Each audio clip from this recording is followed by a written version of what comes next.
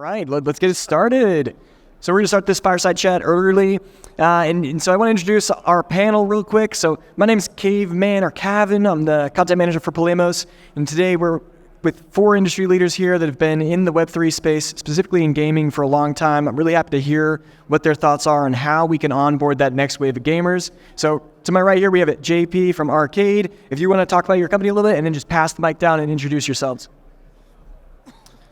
Hey everyone, thank you Caveman for having me. Really glad to be here. My name's Josh, but I go by JP. I'm the CEO and founder of the Arcade2Earn platform. We are a GameFi exposure platform that allows for individuals to get the economic exposure to gaming without necessarily having to own the asset or play in the games in question. So our goal is primarily to lower the barrier to entry, and really looking forward to today's chat. My name's Kieran I'm the co-founder and CEO of Illuvium. We're building a interoperable universe of games. We've currently got 4 live games. First one is Arena, a dynamic auto battler, Overworld, RPG game. Then we've got Zero, which is a mobile city builder. And finally, we've got Beyond, which is a card collection game. Cheers. Hi, everyone. My name is Kevin O'Hara. I'm the one of the co-founders of Polemos. Polemos is an infrastructure layer for Web3 gaming that allows for non-collateralized and non-custodial lending of assets. We are here today with our partners, Illuvium and Futureverse.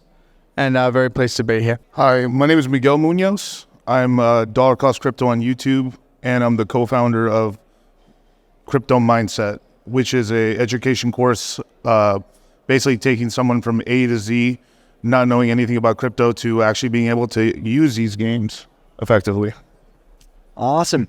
Well, thanks again for joining us today. I know you guys are busy. So let's start off with a little bit of education, like Miguel was mentioning there. Why crypto gaming? What are NFTs good for in gaming? Why even have Web3 integrated into it? How does that make it a better experience? Well, it's kind of like the whole thesis of crypto. It's ultimate ownership, right? So, I've played games all my life. I played World of Warcraft for a long time. And, you put hours and hours and hours, years into characters. And when it's done, it's done. Right, none of this is transferable. It's one thing that's really attracted me to the space is being able to essentially take your hard work and be able to transfer it off into a different other space. So that's something that really kind of brought me to Illuvium. Kind of their whole thing was like everything being interusable with everything else, as well as with Polemos and what they're doing. Yeah, I think being able to access interoperability between games, that's something that we've really focused on at Illuvium.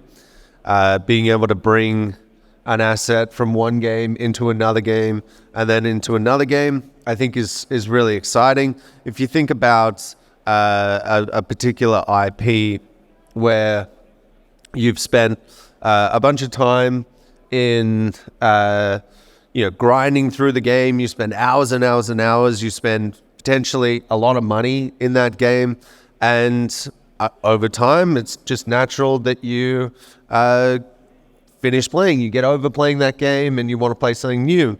Let's say 5 years later, someone, the IP then creates another game. The ability to then bring your progress from that original game from 5 years earlier is a really cool thing, and I think it creates a really good retention inside of that IP. And instead of just leaving it and never coming back to that game, you've got this constant progression that you can access inside your account, and it's always on chain. Awesome. I also want to add on there that the NFTs make these assets feel tangible. Like when you're playing with these and like you have a loadout that's like really expensive, you're playing an FPS, if someone takes you down, they're going to steal your loot, and that might be really expensive, and that makes you sit up and you're like, all right, I'm ready to play this game. At least that's what I get excited about when I have NFTs in a game. But awesome. Any other final thoughts from anyone? No? All right, we'll move on to, so then let's talk about the blockers. What is the number one blocker that gamers are experiencing coming from traditional gaming into the Web3 space? And what are some solutions that are either being worked on or should be worked on to move forward? Yeah, so I think that currently there's a education barrier. A lot of the gamers that we talk to are still confused, thinking that Web3 elements mean that the game is either pay to win or it's just a fancy way for a company to get microtransactions out of people. So I think there's a little bit of a learning curve that still has to happen there. And then the friction of the actual onboarding, a lot of these gamers have never used crypto wallets. They're not familiar with, what on-chain means. And I think ultimately the end goal here should be for how the game interacts with blockchain to be as behind the scenes as, how you use your cell phone, right? You don't think about how a cell tower works or how you get signal to your phone. You just open your phone and it works, right? So we need the blockchain elements to be more in the background. We need the onboarding process to be more familiar. And we need there to be a level of education that makes it understandable for gamers to know that, okay, this isn't exploitive. It's just a step in the direction of kind of the evolution of gaming, right? Look, I think one of the other barriers from Web 2 gaming coming into Web 3 is just access to assets, right? I think when you start to look at some of the bigger blockchain projects that have come about, you've got to be following the game or the project itself from early days to be able to have custody of those assets. So you might find that they launch a project and early days you mint a particular realm of assets or whatever it might be. And then fast forward to when you want to go in and play the game, how do you get your hands on those assets? So I think one of the things that, we've tried to do at Polemos is really try to democratize access to those assets, right? Try to give people that maybe that they haven't been following the game from the beginning, or maybe that they're in a developing country and they don't have the money to be able to buy those assets or mint those assets. I think we're trying to really break down the barrier to those, to acquiring those assets, and particularly the good assets, right? You don't want to just go into a game and have just the assets. You want to have a good handful of assets that allow you to be competitive in the game as well. Two very huge blockers. Miguel, you got anything else? Yeah, I mean, when it comes to, onboarding users and changing them up, the beautiful thing is most gamers are already into tech, right? So it isn't that much of a step to actually teach them. The thing is, what I really appreciate about, especially like Illuvium or some of the games here is that, once you have started the initial wallet, you're in the game. You're not just consistently, signing like signatures or contracts, and the game's seamless and fun, but it's bringing that economic element into it that all these gamers kind of can feel that, like they put their time and energy into games. I mean, just imagine how much time people have spent into games like Grand Theft Auto, World of Warcraft, and Diablo, or any of these other games, and once they're done playing, that's it, right? It doesn't translate into anything else. So being able to like work hard, you had games like CSGO where they kind of revolutionized, just kind of like the loot boxes with the skins.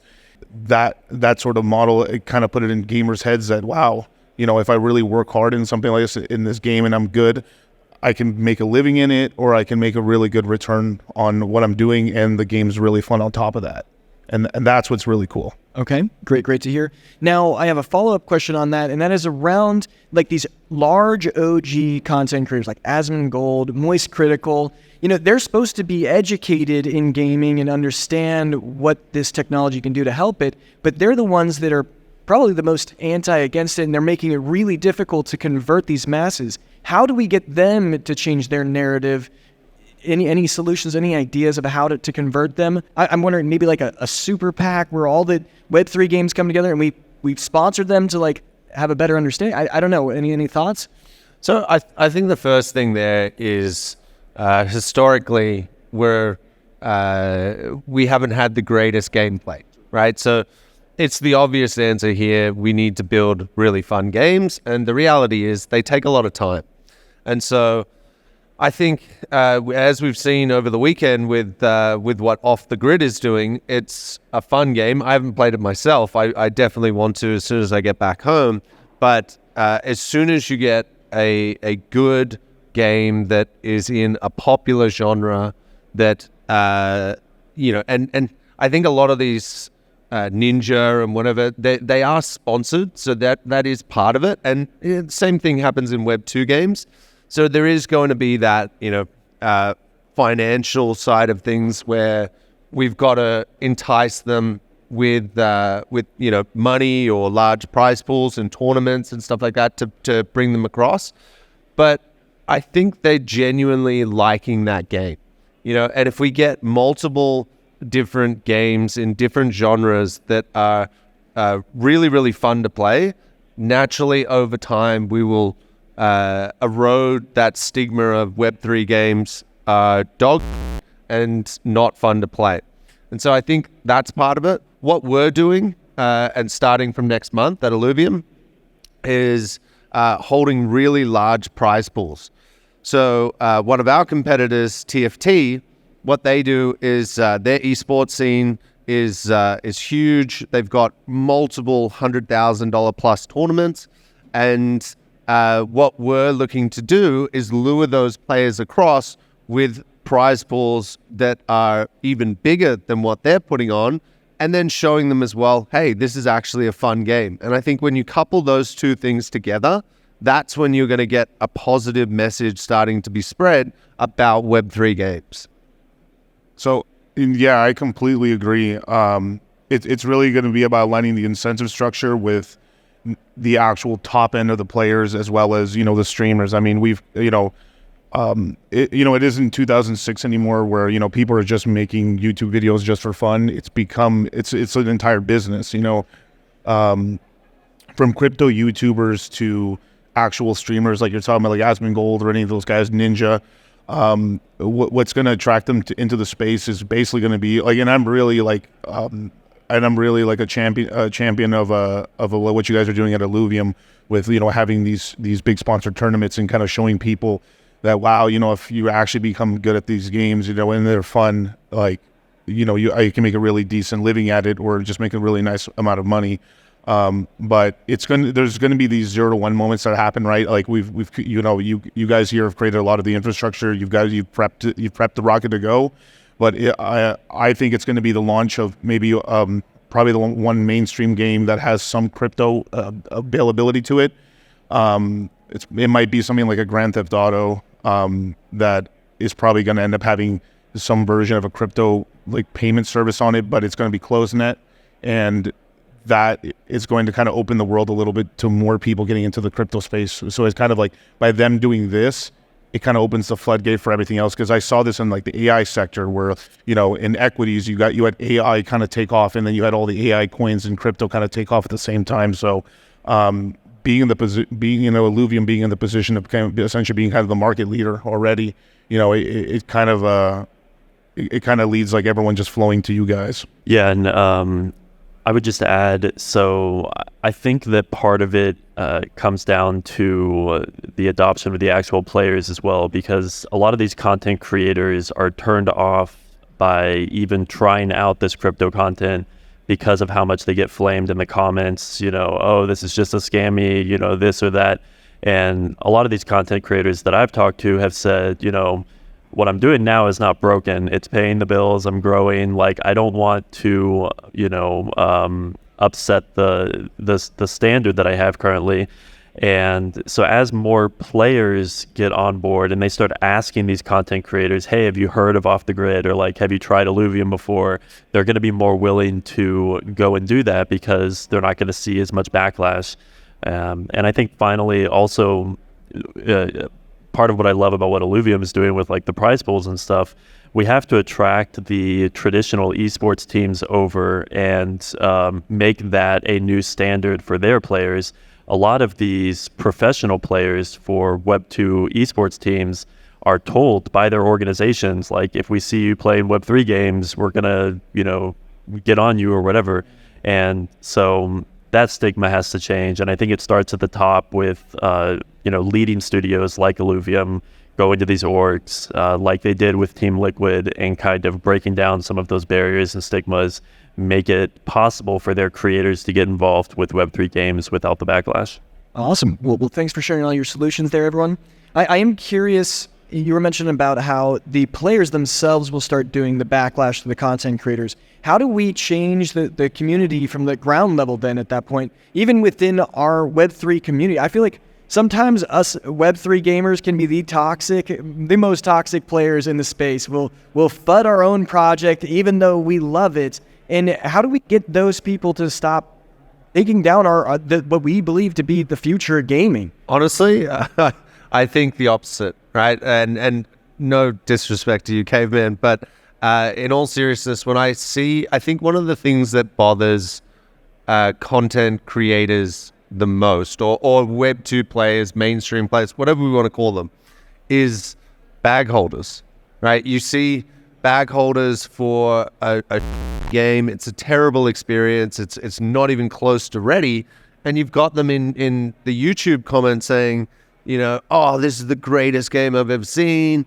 amazing gameplay, like look at the graphics, like this is just next gen gaming, and it's complete, right? Now, that game might eventually turn into that. It could be a very early stage, and it's frustrating, right? It's really frustrating for mainstream gamers who have been gaming for 20, 30 years. They see that and they're like, well, clearly you're biased, right? You've got this bag bias. And I think it would be refreshing if we're a little bit more realistic. And so when we've done these deals with Team Liquid and we've had these collaborations with these large content creators, I literally tell our community, don't say that the content creator is wrong and no, you just don't know how to play the game. It is actually really fun. Let it be natural. Let the conversation be natural.